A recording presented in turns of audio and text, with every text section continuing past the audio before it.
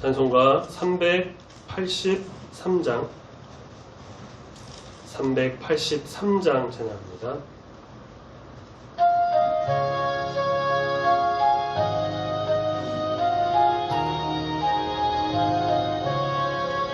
눈을 들어 산을 보니 도움은 어디서 오나 천지 지은 주 하나님 나를 도와주시네. 나의 발이 실족 않게 주가 되어 지키며 택한 백성 항상 지켜 길이 보호하시네.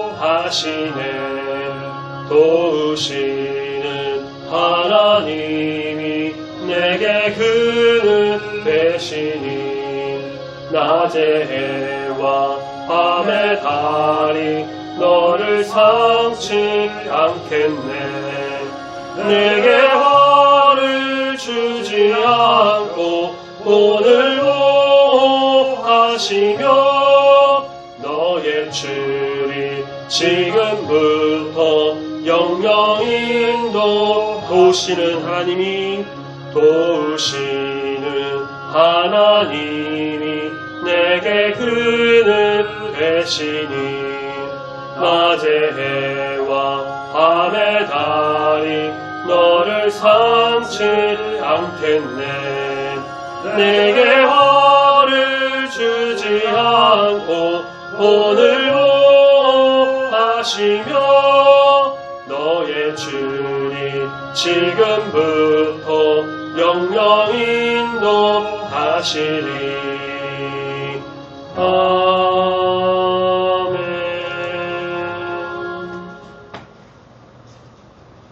사도신경으로 신앙고백 드리겠습니다. 전능하사 천지를 만드신 하나님 아버지를 내가 믿사오며 그 외아들 우리 주 예수 그리스도를 믿사오니 이는 성령으로 잉태하사 동정녀 마리아에게 나시고 본디오 빌라도에게 고난을 받으사 십자가에 못 박혀 죽으시고 장사한 지 사흘 만에 죽은 자 가운데서 다시 살아나시며 하늘에 오르사 전능하신 하나님 우편에 앉아 계시다가 저리로서 산자와 죽은 자를 심판하러 오시리라.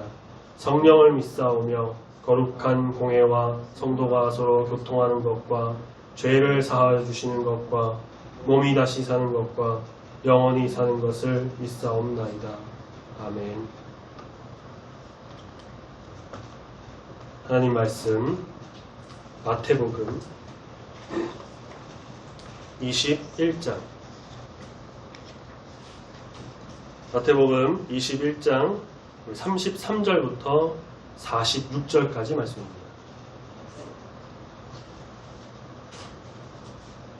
신약성경 36 혹은 37페이지 마태복음 21장 33절부터 46절까지 자셨으면 천천히 한 목소리로 함께 읽겠습니다.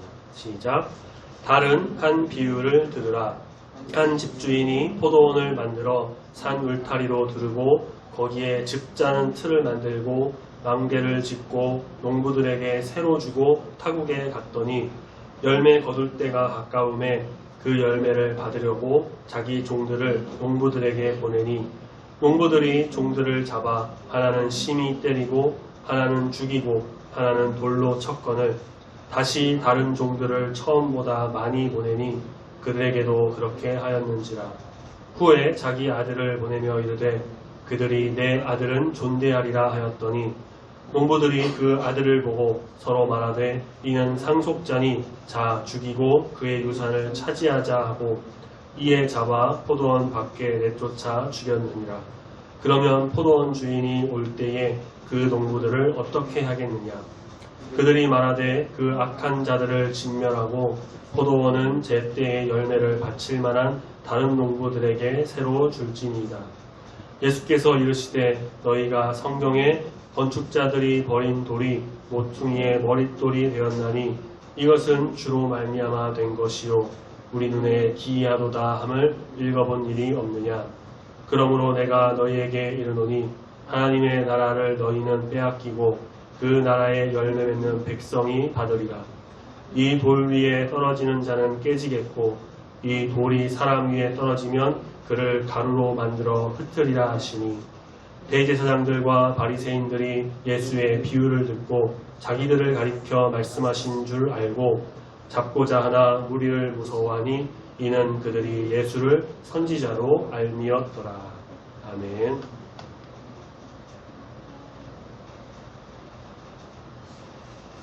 네, 우리가 지난주에 같이 봤던 말씀에서 종교 지도자들은 예수님으로부터 세리와 창녀들이 자신보다 하나님 나라에 먼저 들어갈 것이다라는 그런 충격적인 말을 들었습니다.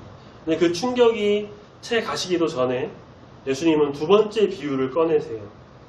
내가 너희에게 비유 하나를 더 말하겠다. 뭐 이런 식의 안내가 아니에요.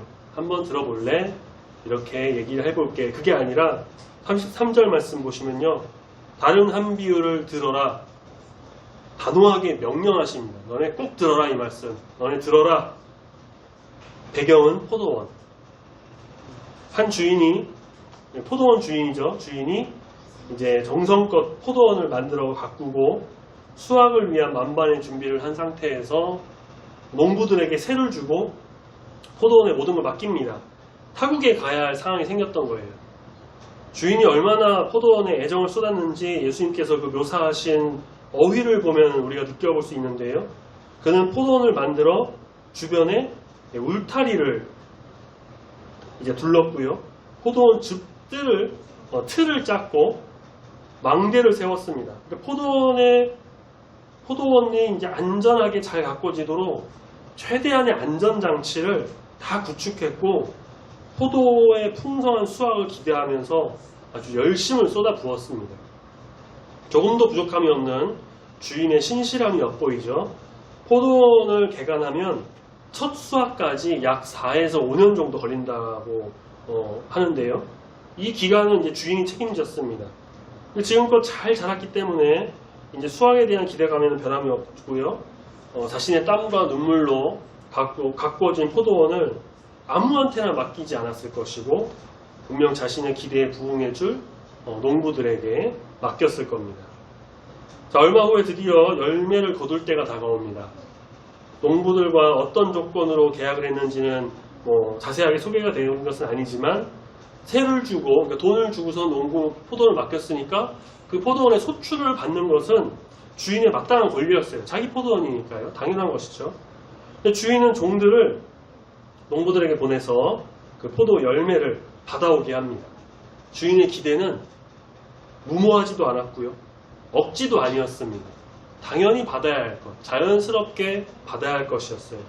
앞에서 예수님께서 무화과나무 잎을 보고 다가가서 열매를 구하신 것처럼 주인이 열매를 요구하는 것은 당연한 겁니다. 자, 주인의 종들은 주인의 대리인이에요. 주인이 보낸 종들이 포도원 당도했을 때 농부들의 예상 밖의 행동이 드러나죠. 그 포도원의 소출을 그냥 이렇게 줄 것이라고 기대했던 주인의 기대와는 정반대로 농부원들이 이제 35절 말씀에 종들을 죽입니다. 잡아서 심히 때리고 죽이고 돌로 쳐요. 이 소식을 접한 주인이 깜짝 놀라죠. 더 많은 종들을 보내요. 그런데 그들 역시 똑같이 농부들에게 당하고 주인의 요구가 묵살되고 맙니다. 농부들의 이토록 대범한 반응은 그렇게 해도 된다라고 하는 자신들만의 어떠한 확신에 기이한 거였어요. 두 번째 많은 종들을 보냈다가 또 똑같이 당했다라는 소식까지 접한 주인이 자기 아들을 보냅니다. 이들의 위치는 종들과 전혀 다른 아들의 위치는 종들과 전혀 다르기 때문에 농부들이 자신의 아들에게는 함부로 할 수 없을 것이고 마땅히 존대할 것이다 라고 기대했던 거예요. 자, 전체 비유에서요. 지금 여기까지가 예수님의 어떤 현재 시점을 반영한다라고 할 수가 있습니다. 어떻게 되냐면요. 구약에서 포도원은 이스라엘을 상징합니다. 포도원 주인은 하나님이시고요. 농부들은 이스라엘을 영적으로 돌봐야 할 왕, 제사장, 그런 선지자 등등과 같은 종교 지도자들을 말해요. 하나님은 이스라엘이 참 신앙 안에서 자라나서 풍성한 열매를 맺기를 기대하시면서 자신의 종들인 이사야, 예레미야 같은 선지자들을 다 보내셨어요. 하지만 어떻습니까? 왕과 종교 지도자들은, 타락한 그들은 선지자들을 거절하고 때리고 죽였습니다. 종교 지도자들에 속한 거짓 선지자는 하나님이 보내신 종들, 참 선지자를 거짓말쟁이로 매도하고 참소합니다. 그 마지막 선지자가 바로 지난주 말씀에서 예수님께서 언급하신 구약의 마지막 선지자인 세례 요한이에요. 그는 정치와 종교 권력의 어떤 희생양으로 생을 마감했죠. 그리고 마침내 이스라엘의 주인이신 하나님께서 사랑하는 아들을 그들에게 보내십니다. 예수님이시죠. 예수님. 자, 과연 그들은 이 아들을 어떻게 할 것인가? 농부들이 아들을 보고 38절, 상속자니까 자, 그를 죽이고 유산을 우리가 빼앗자. 살인을 마음에 놓습니다. 그를 붙잡아 포도원 밖으로 내쫓으면서 결국 죽이고 말아요. 자, 일반적으로 비유를 해석할 때 우리가 모든 요소가 막 정확하게 들어맞는 어떤 대응어나 개념을 갖추지 않을 수도 있다라는 점을 우리가 좀 인정해야 되는데요. 무슨 말이냐면 비유를 통해 말하고자 하는 메시지가 중요하다는 거예요. 그 메시지는 비유의 상징성을 잘 풀어낼수록 선명하게 드러나는데, 하지만 좀 그 상징성을 막 과도하게 파헤치려고 논리적 대응에 막 집착해서는 안 된다는 겁니다. 자, 본 비유는요, 이 대목에서 1대1 대응으로 볼 때 논리적 오류가 발생해요. 무슨 어떤 오류냐면은 농부들이 아들을 상속자로 알고 죽이죠. 그런데 종교 지도자들은 어땠습니까? 예수님이 하나님의 아들이신 줄을 모르고 죽였습니다. 알지 못한 채로 죽였어요. 그러니까 비유가 이렇게 되면 좀 이상하다 생각할 수 있는데, 그래서 이 비유를 그런 논리적으로만 보는 게 아니라 초점이 어디에 있느냐? 중요한 것은 아들이 농부들의 손에 죽었다라는 데 있습니다. 주인의 기대는 종들이 두 차례 거절과 죽임을 당하면서, 그리고 세 번째 아들의 죽임 앞에서 무너지고 말아요. 주인은 그걸 줄 몰랐습니다. 여기서도 좀 다르죠. 주인은 그럴 줄 몰랐어요. 그런데 하지만 하나님은 어떠십니까? 하나님은 아시고 아들을 보내셨죠. 하나님은 아들 예수를 보내셨고, 그는 종교 지도자들의 손에 넘겨져서 포도원 밖이라고 할 수 있는 그 로마의 폭력에 죽임을 당하게 될 것입니다. 자, 이 말씀을 듣고 있던 종교 지도자들에게 예수님께서 물으세요. 과연 40절에 포도원 주인이 왔을 때 그 농부들을 어떻게 하겠느냐? 41절, 그들은 주인이 와서 악한 농부들을 진멸하고 포도원을 신실한 농부들에게 맡길 것이다 라고 말합니다. 이들이 나름 자신있게 대답하죠. 예수님 질문에 대답한 자가 그 대답으로 스스로 정죄하게 하는 효과가 있는데요. 악한 자들이며 진멸받아 마땅한 자들인 농부들이 자기들이다 라는 것을 부지불식간에 인정한 셈이 됩니다. 자, 이렇게 이들이 그런 대답을 하면서 그 악한 농부들이 자신들이라는 사실을 그런데 인정한 건 아니었어요.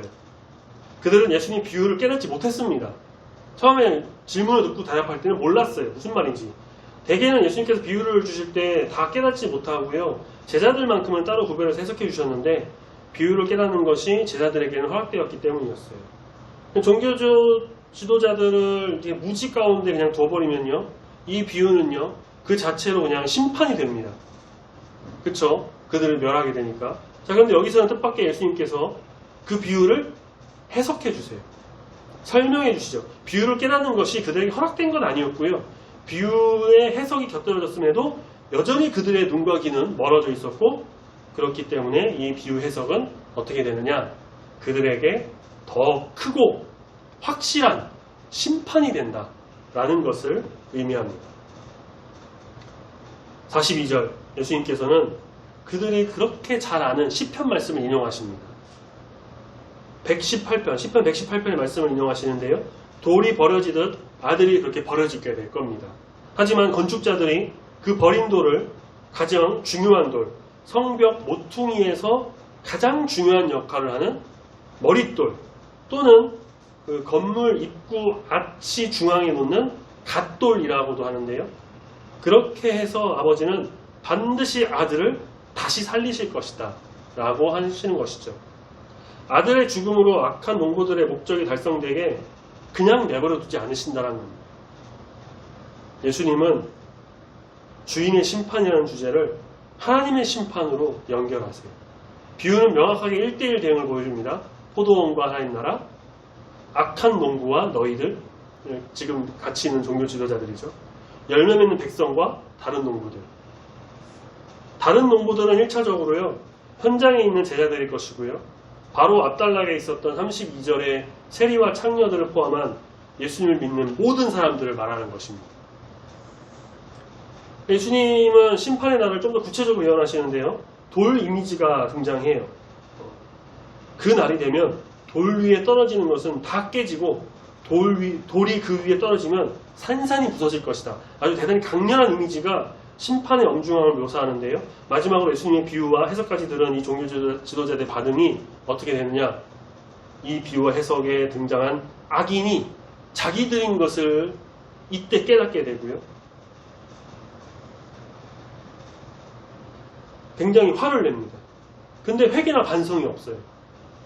분노에 가득 차서 예수님을 잡아서 잡으려고 합니다. 죽이려고까지 해요.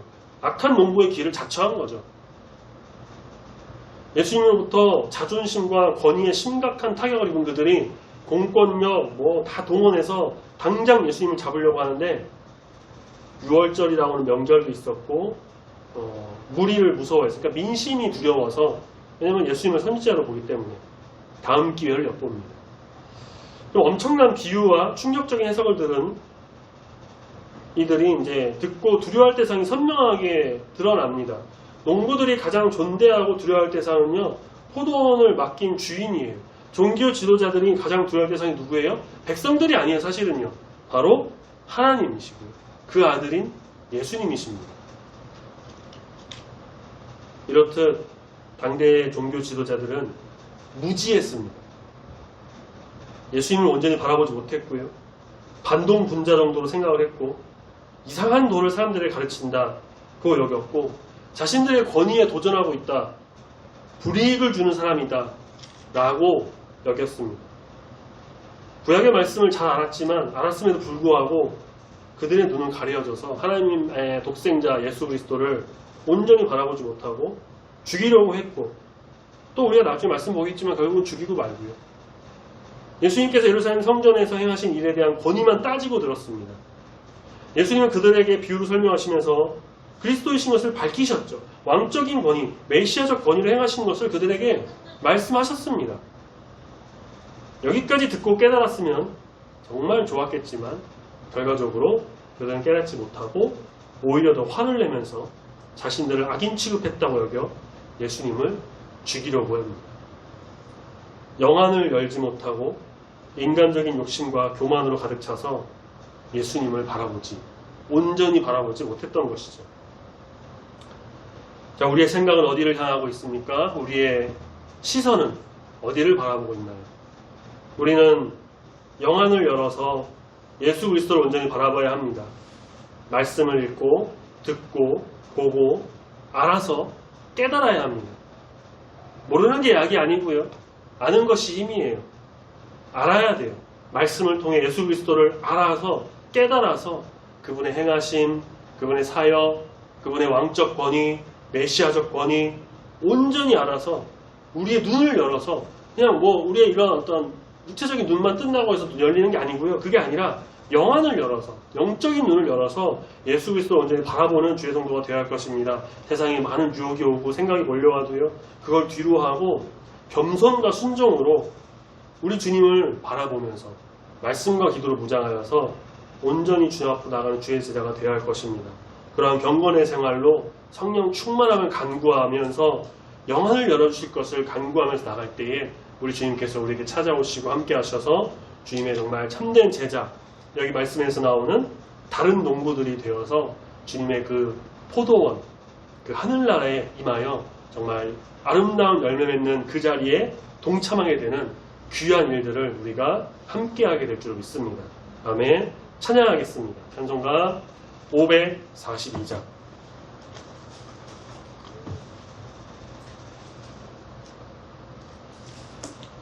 542장 같이 찬양합니다.